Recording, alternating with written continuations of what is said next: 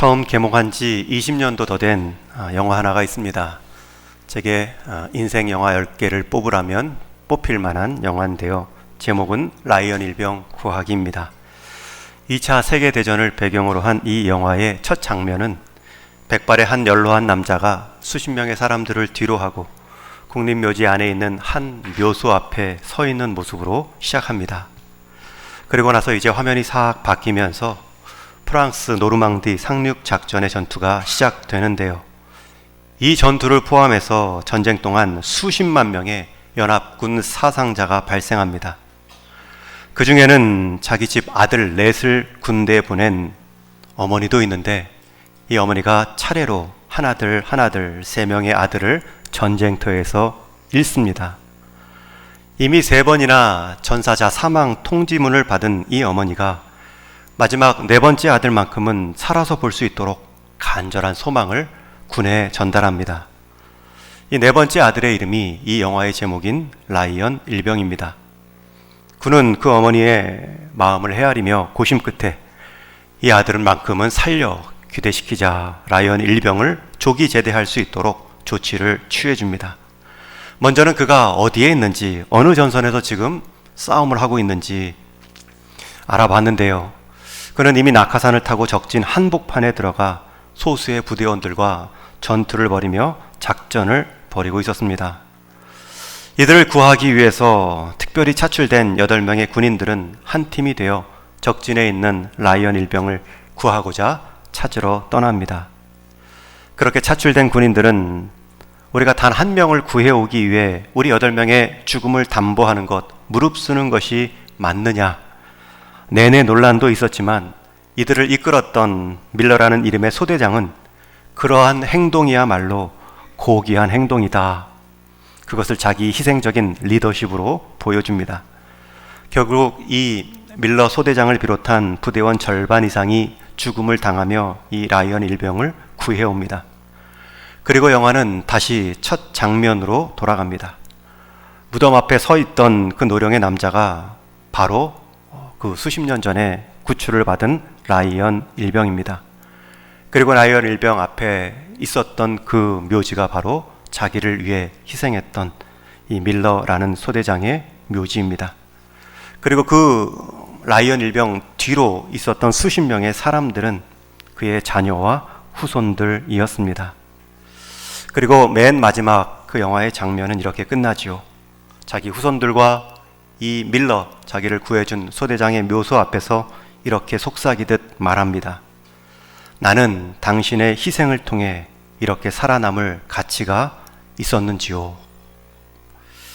영화의 주제는 죽음의 자리에 남겨진 한 명을 구하기 위해 8명의 부대원들이 따로 안전한 지대로부터 남겨짐을 통하여 결국 그 임무를 완성하는 이야기입니다. 오늘 본문에서도 두 부류의 남겨진 사람들이 나옵니다. 그 두 종류의 남겨진 사람들도 영화 속에 나오는 남겨진 사람들의 모습과 비슷합니다. 첫 번째 남겨진 자들은 안전한 지대에 있던 사람들입니다. 5절 말씀에 보면 그런즉 이와 같이 지금도 은혜로 택하심을 따라 남은 자가 있느니라. 여기서 남은 자들은 은혜로 택하심을 입은, 하나님께 택함을 받은 구원의 자리에 선 소수의 이스라엘 사람을 말합니다. 영화 속의 인물로 따진다면 8명의 소대원들이라 할 수 있죠. 또 한 부류의 남은 사람들도 있습니다. 7절 말씀에 보면 그런즉 어떠하냐, 이스라엘이 구하는 그것을 얻지 못하고 오직 택하심을 입은 자가 얻었고 그 남은 자들은 우둔하여 졌느니라. 여기서 말하는 두 번째 남은 자들은 우둔하여진 자를 말합니다. 여기서의 우둔함이란 하나님의 은혜가 아닌 자신들의 행위의 열심으로 하나님의 구원의 자리에 서려 했다 넘어진 자들, 이르지 못한 사람들을 말합니다. 그래서 이어지는 8절 말씀에 보면 그들은 혼미한 심령과 보지 못하는 눈과 듣지 못할 귀를 가진 자들로 구원이 필요한 사람들이라 말하고 있습니다. 영화의 등장인물로 따진다면 구출이 필요한 라이언 일병과 같은 사람들입니다.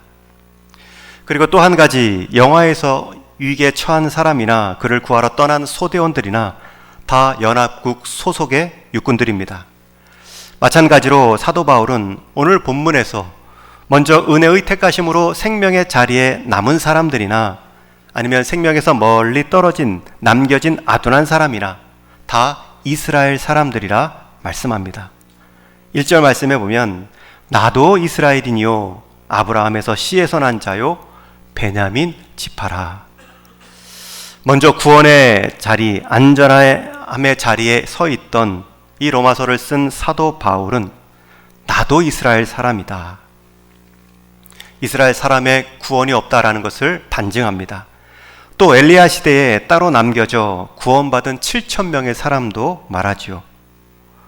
엘리야는 이방의 바알신을 섬기던 그 선지자들과 영적인 싸움을 오랫동안 해왔습니다.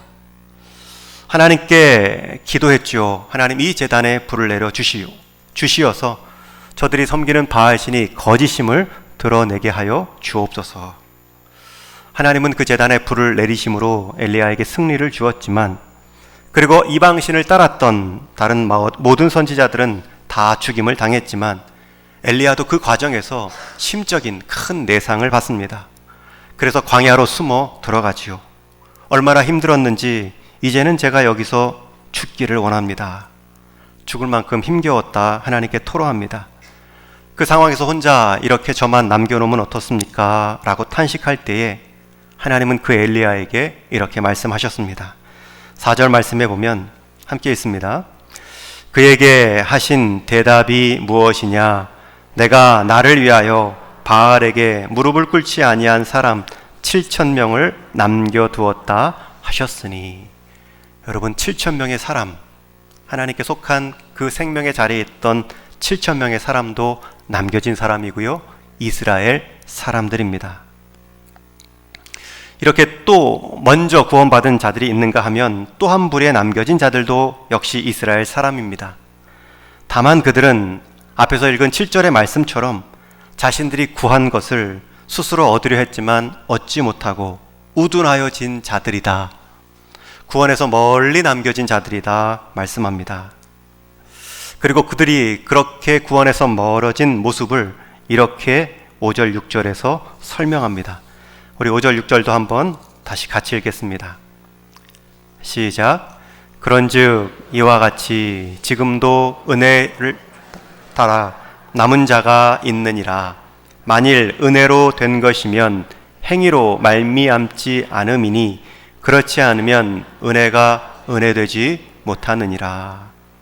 또 한 부류에 남겨진 사람들은 은혜로 얻는 그 구원을 자기 행위, 자기 열심으로 구원 얻는 줄 알고 열심히 살아왔던, 그리고 결국 교만하여 넘어졌던 대부분의 이스라엘 사람들을 말합니다.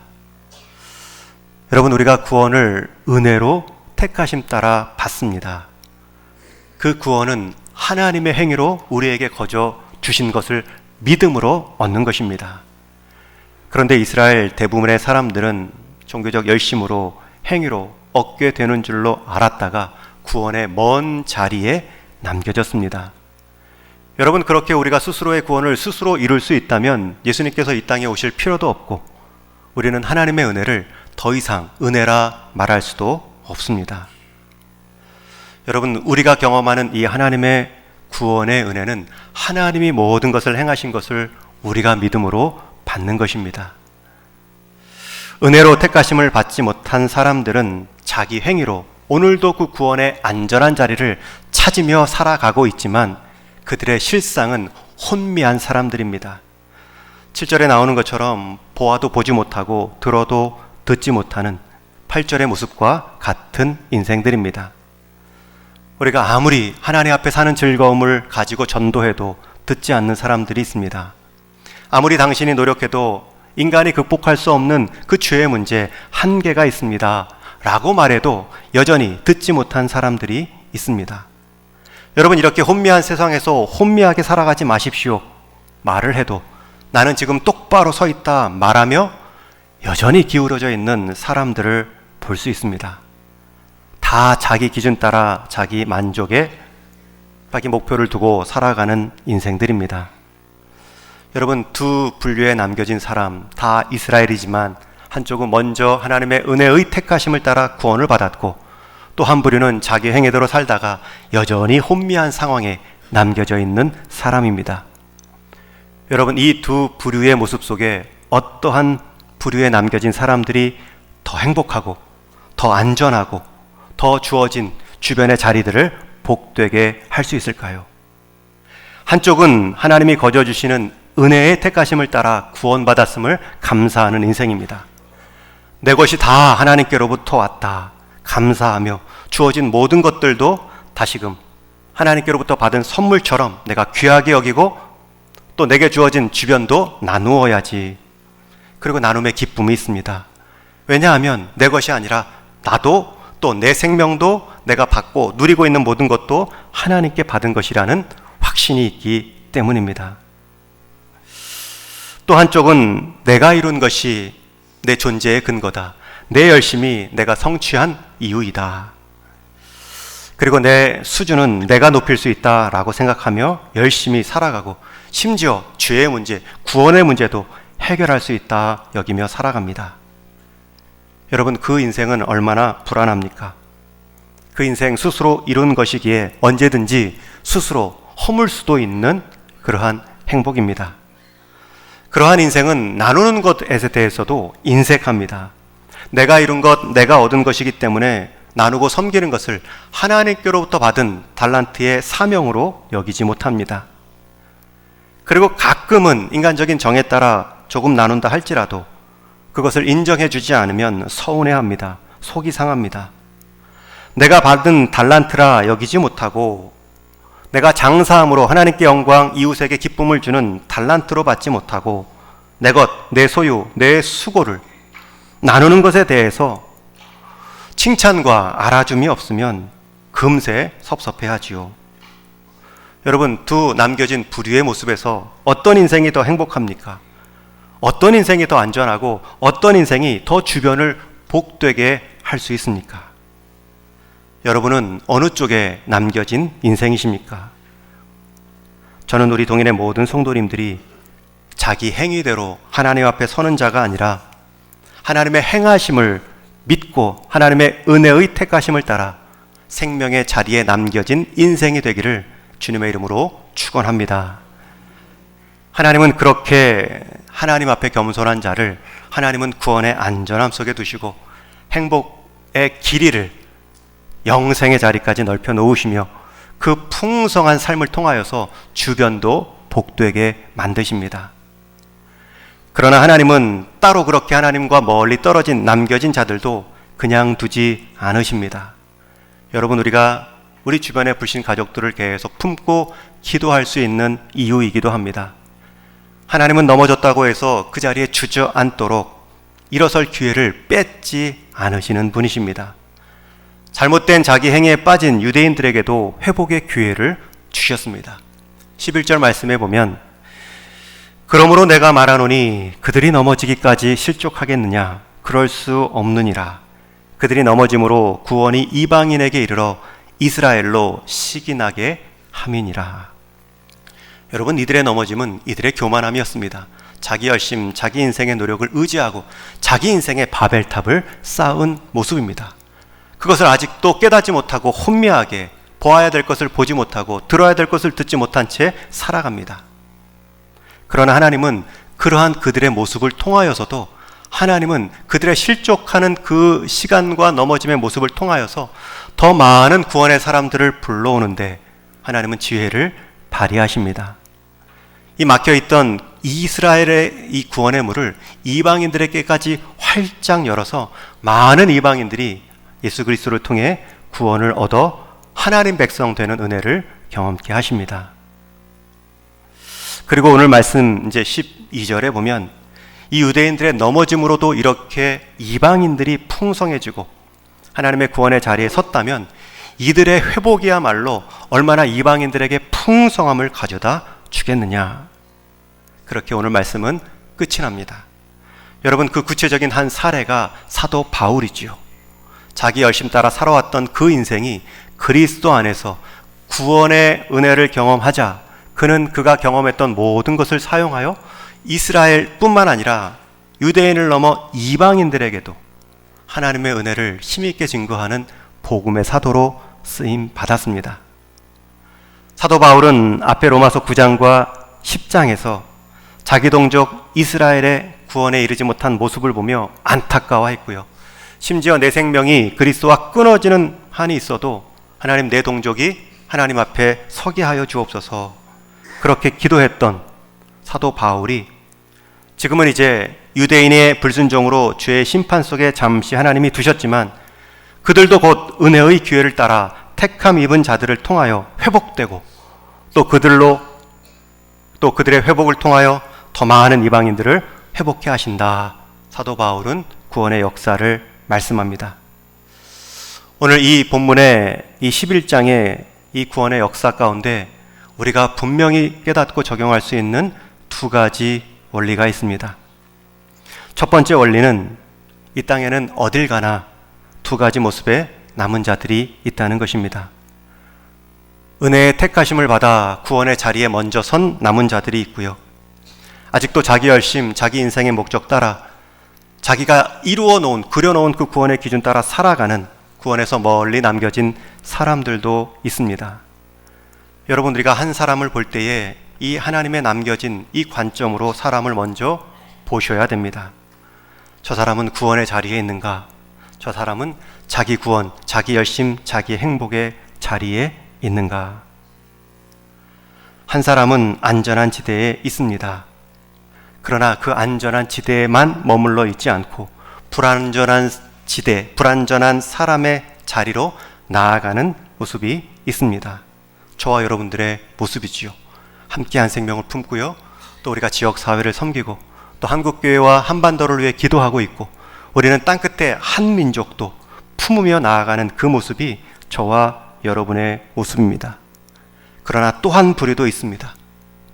안전한 곳에 있지 않으면서도 안전한 줄로 믿고 사는 인생, 그 위험성을 모르고 살아가는 혼미한 사람들이 있습니다.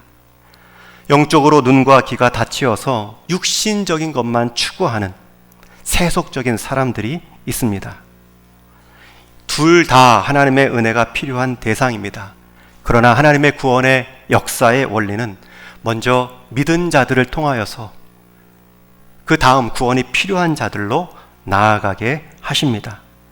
저와 여러분, 하나님의 구원의 안전한 지대, 하나님의 오직 은혜로 얻어 누리고 있습니다. 그러한 자들의 특징은 구원받지 못한 자들, 안전하지 않은데 안전하게 여기며 살아가는 그 사람들을 향하여 흘러가는 것입니다. 중보기도로 흘러가고요, 그 사람을 품어줌으로 흘러가고요, 또 그 사람에게 직접 하나님의 복음을 증거함으로 흘러가게 하십니다. 여러분, 그렇게 흘러가게 하심으로 먼저 받은 그 은혜를 하나님은 더 길게, 더 풍성하게 누리게 해주십니다. 이게 먼저 은혜 받은 자의 역할이고 특권입니다.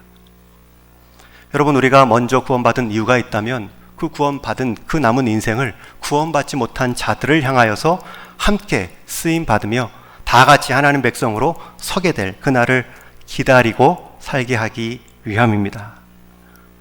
그 가운데 우리는 우리가 생각하지도 못했던 하나님의 은혜의 복을 경험합니다.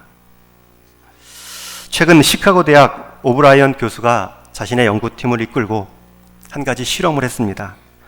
사람에게는 기쁨이 주는 기쁨도 있고 받는 기쁨도 있는데 어느 기쁨이 더 오래 가는가? 여러분, 이것을 실험했다고 합니다. 그 실험의 방법은 자신이 속한 연구팀의 연구자들에게 매일 $5씩 5일간 지급을 똑같이 하고 나서 한 팀은 그 $5를 자기만을 위해 쓰게 합니다. 자기가 필요한 물건을 사게 합니다. 그리고 $5로 받은 또 다른 한 팀은 그 $5를 다른 사람을 위해 쓰게 합니다.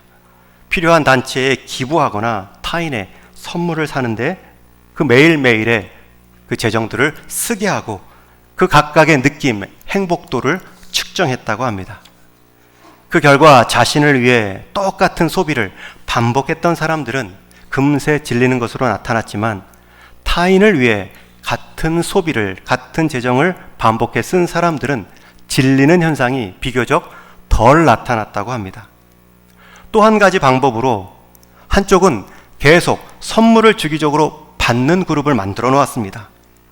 또 한쪽은 계속해서 선물을 주기적으로 준 쪽의 기쁨을 비교했는데, 역시 타인을 위해서 선물한 사람들의 기쁨이, 즐거움이 더 오래간 결과가 나왔습니다.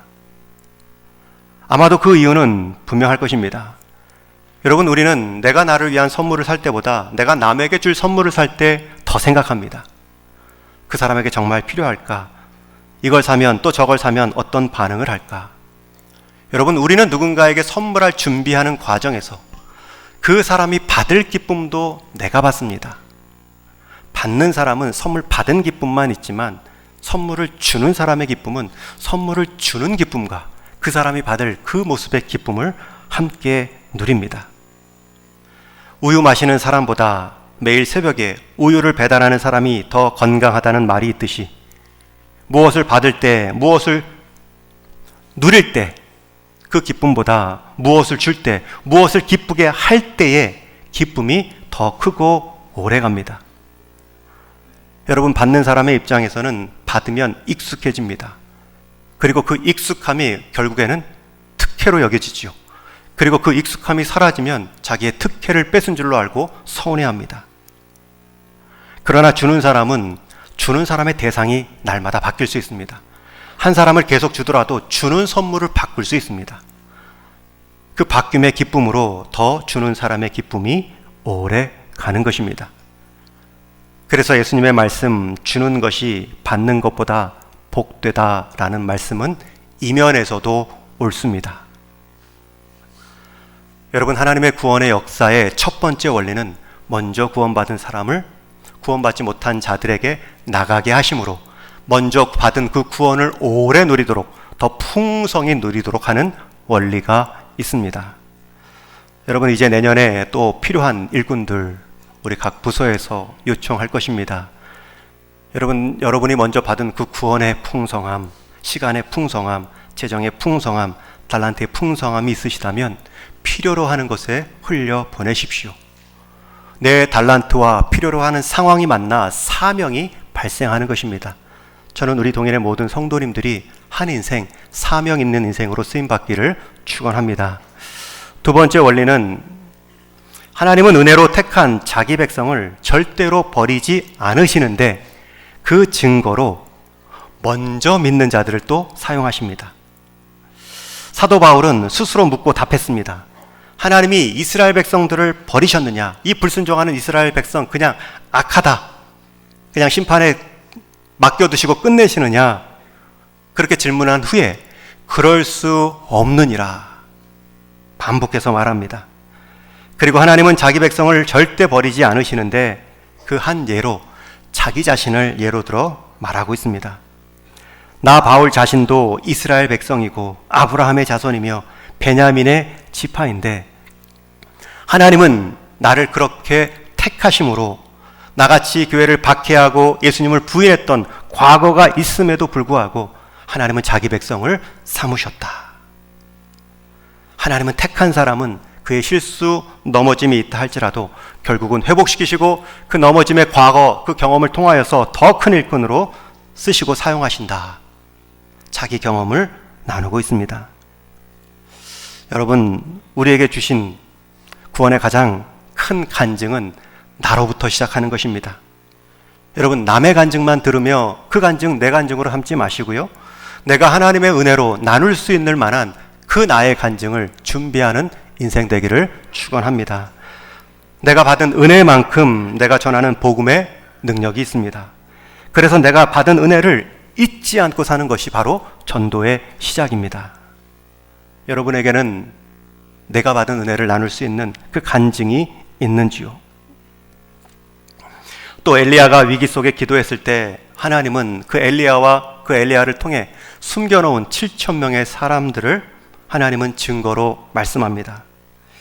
엘리야 선지자는 악한 아합 왕 시대에 믿음의 전사로 생명 걸고 쓰임받은 사람입니다.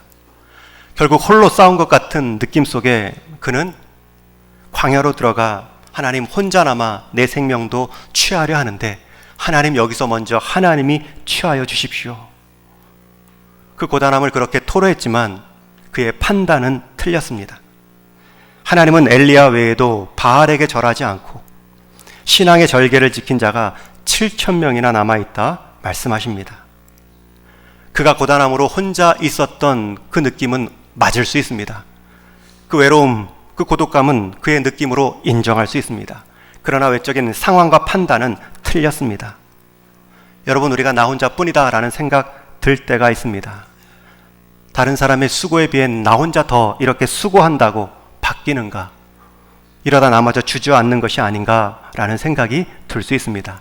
여러분, 그 느낌은 맞습니다. 그러나 그 판단은 틀립니다.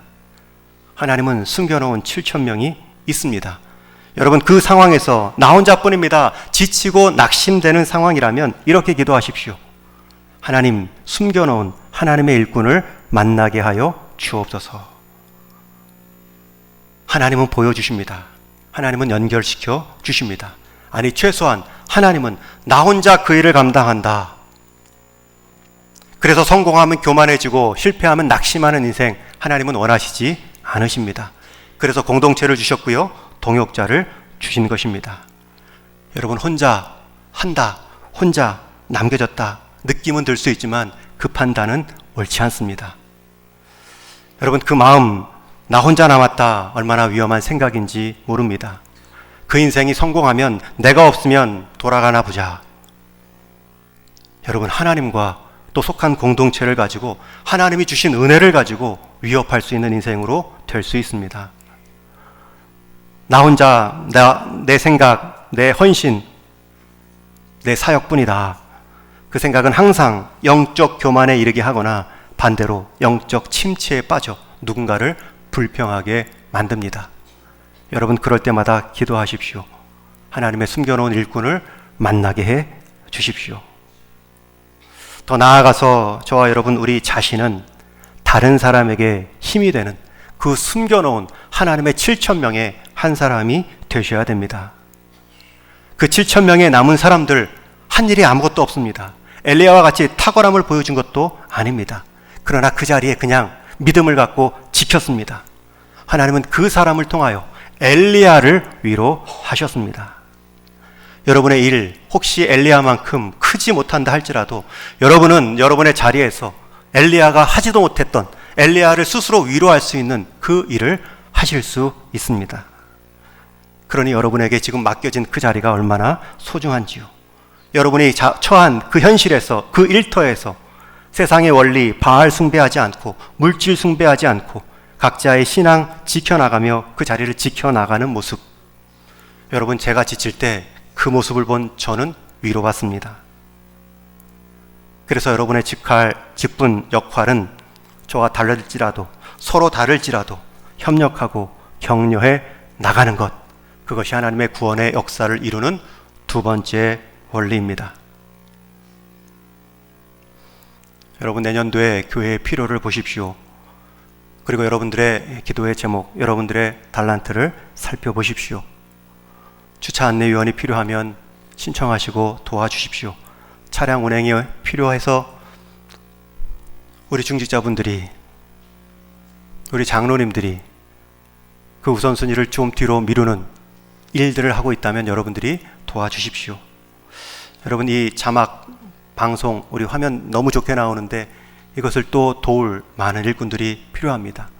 항상 방송실에서 예배드리는 분들 내려와서 예배드릴 수 있도록 여러분들이 도울 수도 있습니다. 각 교육부서 또 찬양대에서 여러 봉사의 자리에서 여러분들을 요청할 수 있습니다. 여러분, 크게 거절만 하지 마시고 기도하겠습니다. 마음으로 하겠습니다. 제 몸으로도 순종하겠습니다. 작은 7,000명의 한 사람으로 여러분은 교회 전체를 위로하실 수 있습니다. 저와 여러분들은 은혜로 택하심을 먼저 받은 남은 자들입니다. 그 먼저 받았다라는 것은 함께 우리가 먼저 은혜 받지 못한 그 불완전한 속에 있는 사람들을 향하여 흘러가야 되고요. 우리가 함께 격려하며 흘러가야 됩니다. 이것이 하나님의 구원 역사의 두 가지 원리입니다. 말씀을 맺습니다. 영화 속의 라이언 일병의 삶은 위기 속에 처한 한 사람의 남은 자였지만 그는 구출받고 나서 자신이 구출받을 만한 삶을 살아왔는지 후손들과 밀러데이 묘지 앞에서 물어봅니다. 여러분, 구출이 필요한 남겨진 그 한 사람이 구출을 받은 후에는 다시 자신을 구출한 자 앞에 서서 제가 살아온 가치들, 제가 살만한 삶으로 반응했는지요. 저는 우리 동인의 모든 성도님들이 먼저 은혜로 택함받은 자들답게 그 또 다른 그 은혜가 필요한 남겨진 자들을 품는 일에 여러분의 달란트를 사용하시고 또 함께 동역자로 부름받은 성도들끼리는 엘리야와 7,000명의 숨은 일꾼들의 관계로 서로에게 힘이 되는 그러한 교회 공동체로 쓰임 받을 수 있기를 축원합니다. 그것이 저와 여러분 먼저 구원받은 자의 목, 그래서 내 인생뿐만 아니라 우리 동인교회가 구원받을 만한 교회를 이루어 왔는가, 내 인생 구원받은 자로서 삶을 살아왔는가 자문할 때에 우리 모두 다 아멘입니다 대답하며 하나님 앞에 설 수 있기를 주님의 이름으로 축원합니다. 우리 같이 한번 기도하겠습니다. 두 가지 남은 자들, 우리의 상황, 우리 형편 속에 늘 발견할 것입니다. 우리는 은혜로 택함을 받고 먼저 생명의 자리에 이른 사람입니다. 그 사람의 또 다른 자리로 흘러감이, 함께 흘러감이 이 땅의 소망입니다. 여러분, 교회의 존재 목적은 그것입니다. 교회 아닌 곳에 교회를 세우고 성도 아닌 곳에 성도를 세우는 것이 교회의 사명입니다. 이 사명을 잃어버리면 교회 생활이 굉장히 무료해집니다. 종교 생활이 됩니다. 사명 없는, 목적 없는 그러한 취미 생활 같이, 인간과의 만남과 같이 여겨질 수 있습니다. 여러분의 작은 그 순종의 자리, 헌신의 모습은 엘리야와 같이 혹쓰임 받지 못하더라도, 여러분 다 엘리야가 되기를 원하는데요, 혹시 엘리야 같은 마음이 아직은 아닐지라도 7,000명의 한 사람으로 그 자리를 지킴으로 함께 먼저 받은 자의 은혜를 나눌 수 있습니다. 우리 동인교회 그러한 먼저 은혜 받고 먼저 구원의 자리에 선 자들답게 은혜가 필요한 곳, 구원이 필요한 곳에 흘러갈 수 있는 동인교회 되게 하여 주옵소서. 그리하여 내 인생 은혜 받은 자로, 구원받은 자로 살아왔는가? 우리 동인교회 구원을 위해 그 은혜를 나누는 일에 쓰임받는 교회인가? 그 물음에 아멘이요 대답할 수 있는 인생과 교회 되게 하옵소서. 그것 하나만 꼭 하나님 은혜 허락하여 주옵소서. 우리 같이 한번 기도하겠습니다. 하나님 아버지, 우리를 먼저 구원의 자리로 은혜 주시어 택하여 주셨는데 우리에게 더 그 구원의 풍성함을, 더 그 구원의 지속함을 누리게 하기 위하여서 또 다른 한 사람을 품게 하셨고 또 다른 구원에서 먼 남겨진 자들을 향해 기도하라 하셨고, 하나님 그것 가운데 우리를 보내셨사오니 하나님 그러한 순종의 모습을 통하여서 하나님의 백성들이 구원의 자리에 함께 설 수 있는 그 하나님의 마지막 소원을 이루어드리는, 하나님의 마지막 한 비전을 성취하는 우리 동인교회 모든 성도 되게 하여 주옵소서. 하나님, 내가 살아왔던 대로 앞으로 살아가지 않게 하여 주옵소서. 하나님, 내가 원했던 대로만 앞으로도 원하지 않게 하여 주옵소서. 앞으로 우리 인생 하나님께서 살아가도록 하시는 대로 살게 하시고 하나님이 품으라 하신 그 뜻을 품고 살아가는 인생 다 되게 하여 주옵소서. 그리하여서 내가 정한 기준에 취하여 살아가지 않게 하시고 하나님이 정하신 구원받은 자의 그 기준에 취하여 살아가는 귀한 성도의 삶이 되게 하여 주옵소서. 그러한 우리 동인교회 성도들, 그러한 우리 동인교회 미래가 되게 하여 주옵소서. 한 사람 한 사람 하나님의 백성들을 견고히 세워감을 통하여서 헌신할 줄 아는, 희생할 줄 아는, 품을 줄 아는 하나님의 한 백성, 한 일꾼들 다 되게 하여 주옵소서. 하나님 감사합니다. 자격 없는 우리를 먼저 그리스도의 희생으로, 죽으심으로 우리에게 자격 주시고 구원의 생명을 누리게 하시니 감사합니다. 이제는 우리 그 구원의 영원한 생명을 가진 자가 육신의 짧은 생에 살아가는 동안 이제 땅에 묻혀진 그 보화를 캐내는 지혜로운 인생들이 다 되게 하여 주옵소서. 하나님, 그 땅 아래 숨겨진 보화를 보지 못하고 땅 위에 있는 몇 가지 채소만을 보며 하나님 그 인생 거기에 초점 맞추며 살아가는 어리석은 아둔한 인생 되지 않게 하여 주옵소서. 우리를 구원하신 그 목적대로 살아가게 하시고 우리에게 먼저 은혜를 베푸신 그 하나님의 뜻대로 우리가 은혜가 필요한 곳에 흘러가고 그 은혜가 필요한 곳에 함께 위로하며 격려하며 동인교회가 함께 달려갈 수 있는 우리의 미래가 되게 하여 주옵소서. 우리 주님 예수님의 이름으로 기도하옵나이다. 아멘.